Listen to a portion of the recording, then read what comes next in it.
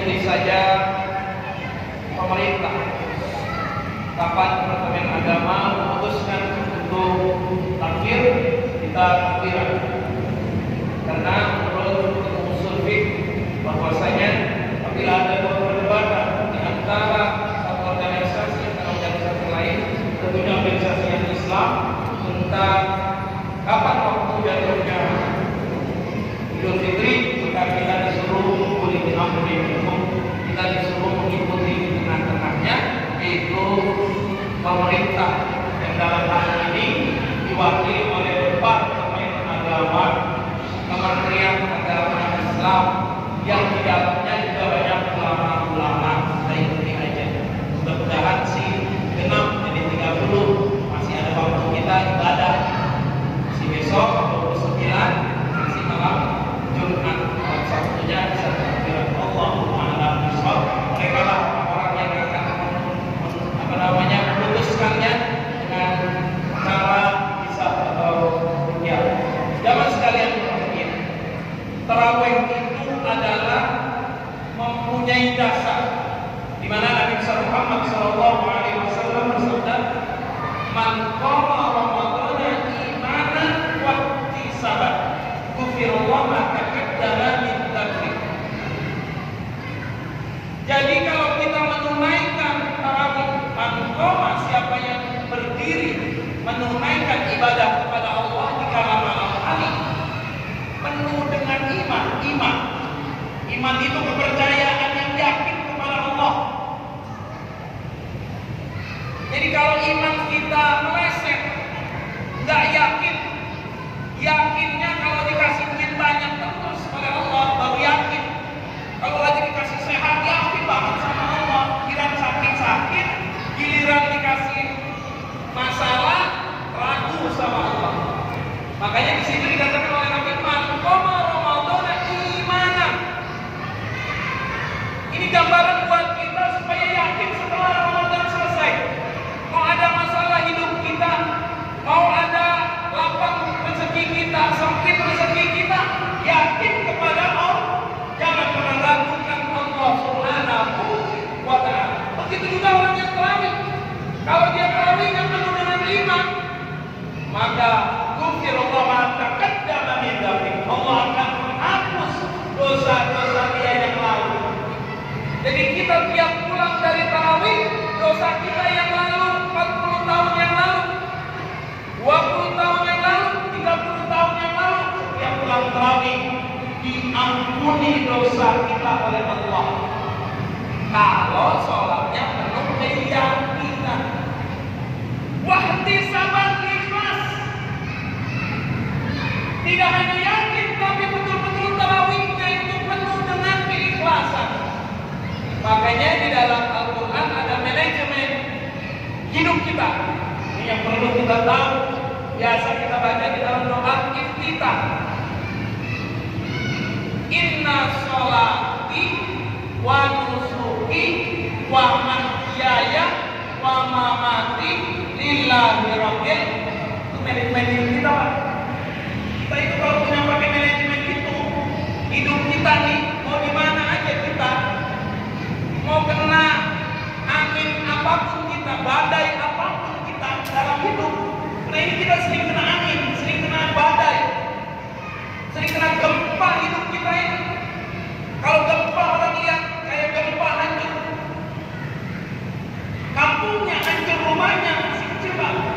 Ini kadang-kadang kita diterpa gempa dalam hidup, sehingga putus asa dari Allah, sehingga keikhlasannya kepada Allah mulai berkurang.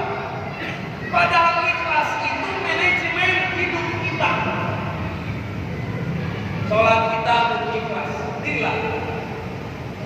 Ibadah kita harus ikhlas, lillah. Rezeki yang kita punya, mau sedikit mau banyak, ikhlas. Sakit sehat kita ikhlas. Ikhlas dalam arti apa? Ikhlas dalam arti iman kepada Allah. Bukan sekedar ikhlas, tidak, tapi yakin kepada Allah bahwa keikhlasan kita akan dinilai oleh Allah. Nih, 2 malam lagi nih. Besok udah kelar Ramadan. Udah gak ada amal yang dilipat gandain. Udah gak ada malam yang namanya Lailatul Qadar. Sampai-sampai Rasulullah ketika bersama dengan sahabat-sahabatnya menangis Rasulullah. Beliau menceritakan tentang seorang nabi yang namanya Sam'un Ghazi. Wahai sahabatku semua, di zaman Bani Israel, kata Nabi, ada seorang nabi yang namanya Sam'un Ghazi. Maka pahala kalian adalah seperti Sam'un Ghazi. Siapa Sam'un Ghazi? Sam'un Ghazi adalah nabi Bani Israel.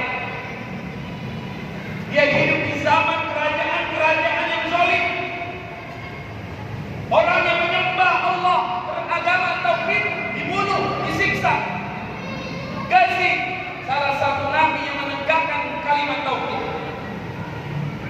Rambutnya panjang, Pak, disahkan oleh Nabi Muhammad SAW. Badannya kuat, keker, sehingga kalau dia sedang melihat ada umat yang beragama tauhid disiksa, dia tolong.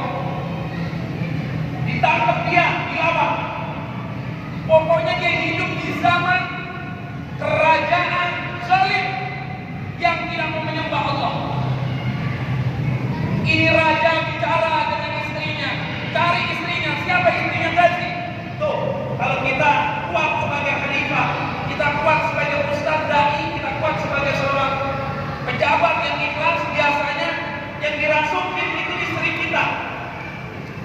Cari istrinya, carilah istrinya, Pak. Ada tuan raja, hadapkan kepada aku. Dihadapkan, kau istrinya Sam'un Ghazi? Betul. Kau akan aku kasih hadiah. Kau akan aku berikan uang yang banyak. Bahkan engkau seorang perempuan akan menjadi pejabat di kerajaan aku.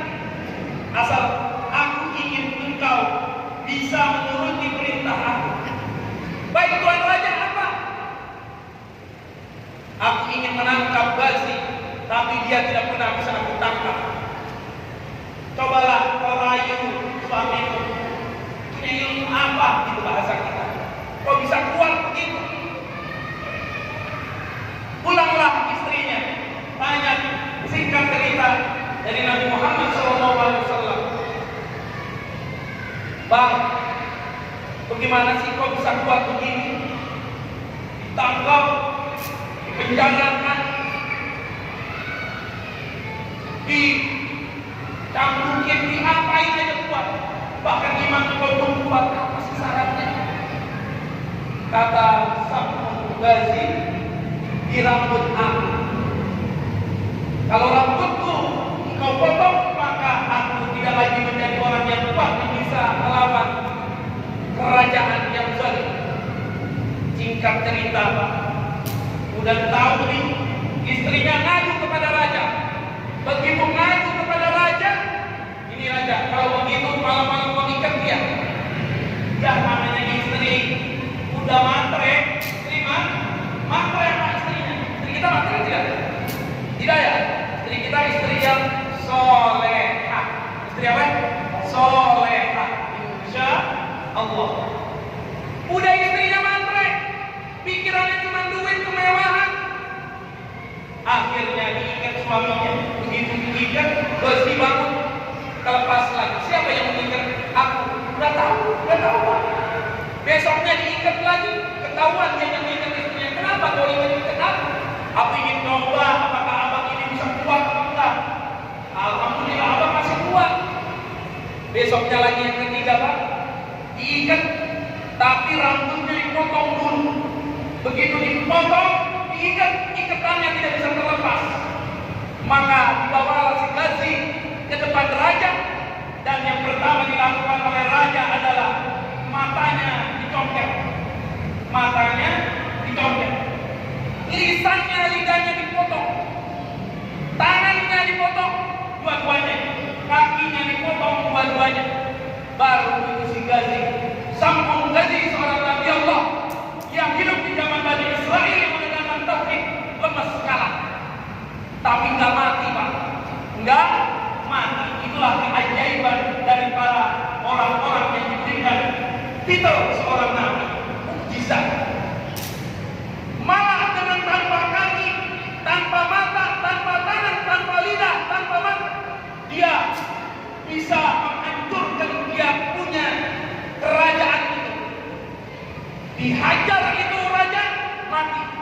istrinya dihajar mati, kerajaannya di bumi hanguskan. Habis itu si Ghazi berdoa, ya Allah, aku ingin ibadah kepada Engkau ya Allah. Aku ingin ibadah setelah aku menghancurkan mereka pun ibadah selama 1000 tahun. Maka tangannya Allah berikan sempurna kembali, bersambung. Kakinya bersambung kembali, lidahnya bersambung kembali, matanya kembali bisa melihat. Begitulah kata Nabi Muhammad SAW.